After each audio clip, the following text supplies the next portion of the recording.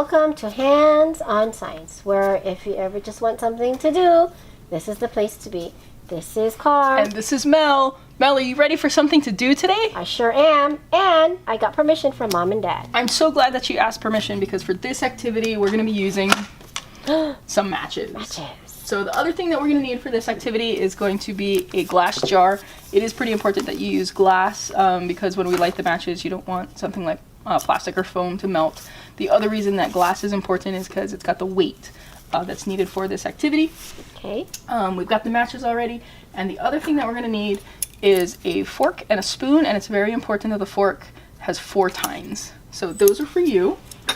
And what I'm going to ask Mel to do is to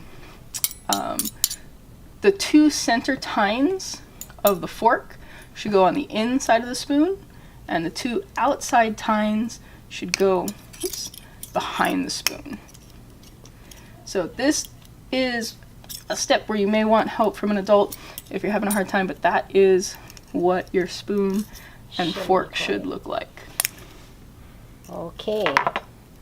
There we go. Okay, so now Mel, I'm going to go ahead and give you the matches. Okay. I've got a couple matches here, and I'm just going to use the matchsticks.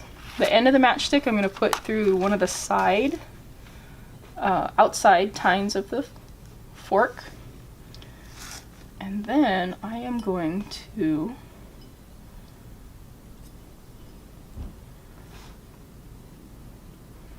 balance. Whoa, that is cool. And that fork on that jar.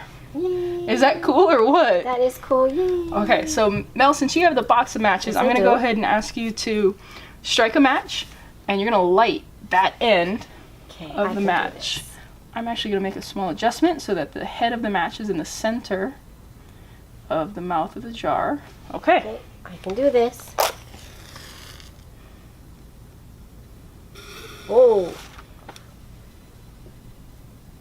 So, it's burning. what do you think is going to happen to that matchstick?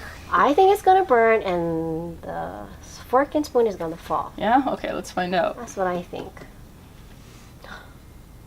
We're getting close. Getting close, Getting close to the edge. close. Oh my gosh! Ah, don't fall. Oh.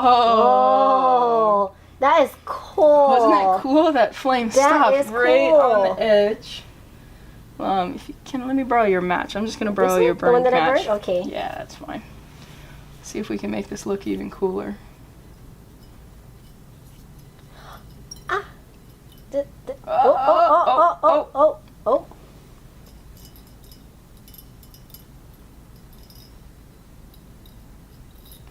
Oh no, I think I'm going to make it fall. Oh! Whoa, look at that. How cool Look at is that? How cool is that? So just real gently, very slowly, I just kind of tapped on that. That's what you did. Don't do it part. fast, right? Yep. Do it very slowly and gently.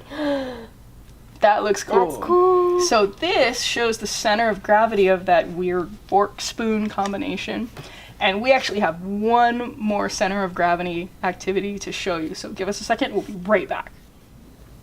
Okay guys, so this is our second demonstration on the center of gravity. What you're gonna need is just a regular old hammer. I've got a ruler, and I've got just some office rubber bands. So what we're gonna do is we're gonna take the hammer, and we're gonna place the ruler on the handle of the hammer, and you want the butt end of the hammer to be around the 1-inch mark. And then I'm gonna ask Mel to go ahead and hold that for me. And I'm gonna take these rubber bands, I'm gonna double them up, and I'm gonna put them right about where the 4-inch mark is on my ruler.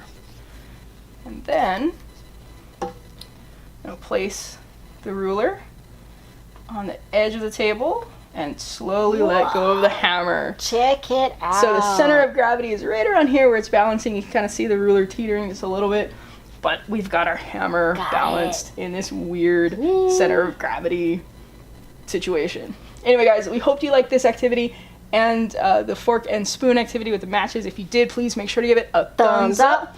You can find this activity and so much more at midnightscienceclub.com. And if you'd like, we'd love to hear your suggestions and comments below. See you next time. Bye.